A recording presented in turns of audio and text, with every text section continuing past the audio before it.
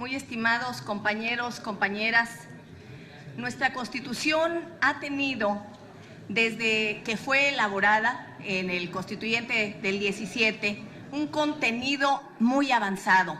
Sin embargo, en el caso de los derechos de las mujeres, ha habido un rezago permanente a lo largo de decenios y decenios de años. Y sin embargo, también hay que decir que cuando el artículo 4º constitucional se modifica y se establece con claridad la igualdad jurídica, esto significó un reconocimiento de que la sociedad, la humanidad, los mexicanos y mexicanas son parte de nuestro Estado de Derecho y las mexicanas deben tener garantizados todos sus derechos jurídicos. Sin embargo, esto era absolutamente insuficiente. Durante años, no solamente organizaciones de mujeres, sino también en el ámbito internacional, a través de convenciones, de tratados y de diferentes instrumentos, se ha establecido como un asunto prioritario para garantizar un Estado democrático y de derecho avanzado, que se garanticen también los derechos de las mujeres a la participación ahí en donde se decide, en las instancias de decisión. Yo quiero resaltar que la modificación al artículo 41 constitucional significa un paso extraordinariamente importante, porque si bien es cierto el artículo 4º constitucional establece los derechos jurídicos para las mujeres, el artículo 41 establece los derechos políticos para las mujeres y el artículo 41 constitucional ya establece la obligación a los partidos políticos de postular en el ámbito legislativo en igualdad a hombres y a mujeres, es decir, se garantiza el principio de paridad en la postulación de candidaturas, tanto en el ámbito legislativo federal como en el local. Sin embargo, hemos considerado tanto la diputada Beatriz Zavala como la diputada Eufrosina Cruz, la diputada Marta Lucía Mitchell Camarena y yo misma, que la sociedad mexicana está dando pasos mucho más allá que deben ser reconocidos en nuestra Constitución. Por ello es que presentamos hoy una iniciativa de reformas a la Constitución para que este principio de paridad y de derechos políticos quede garantizado en la Constitución en el ámbito que se está dando en estos tiempos. ¿Y a qué me refiero?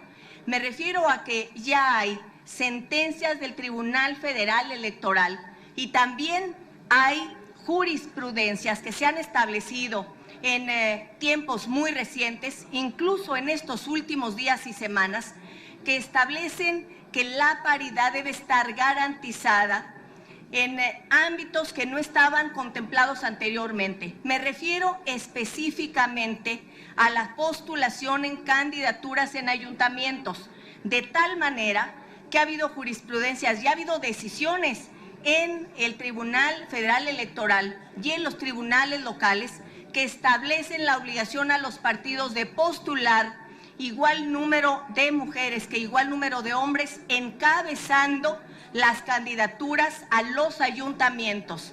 Y por eso también es pertinente señalar que cuando hablamos de igualdad política, de paridad, no estamos hablando solamente de la paridad en un sentido vertical, es decir, tal como se establecen las candidaturas en las plurinominales, uno y una, para garantizar la paridad, sino además también de manera horizontal, de tal manera que haya igual número de mujeres postuladas para encabezar ayuntamientos que igual número de hombres para encabezar ayuntamientos. Y la propuesta, el planteamiento que hacemos de reformas a la Constitución pone en el centro que los tres órdenes de gobierno, el Ejecutivo Federal, también por supuesto en el ámbito estatal y en el municipal, se busque y se procure la paridad. de la misma manera en los tres poderes, en el poder legislativo, en el poder judicial y en el poder legislativo. ¿Qué países tienen la paridad garantizada en su legislación y en su Estado de Derecho? No voy a hablar de los países nórdicos ni de Europa, voy a hablar de América Latina, países como Ecuador, como Bolivia, como Costa Rica y como Nicaragua tienen garantizada la paridad en distintos órdenes de gobierno y en los distintos poderes. Es decir, México está en rezago en esta gran causa que es la de la igualdad política, la paridad política, incluso en América Latina. Es hora de que nos pongamos al día y de que México esté en una condición que garantice esa igualdad.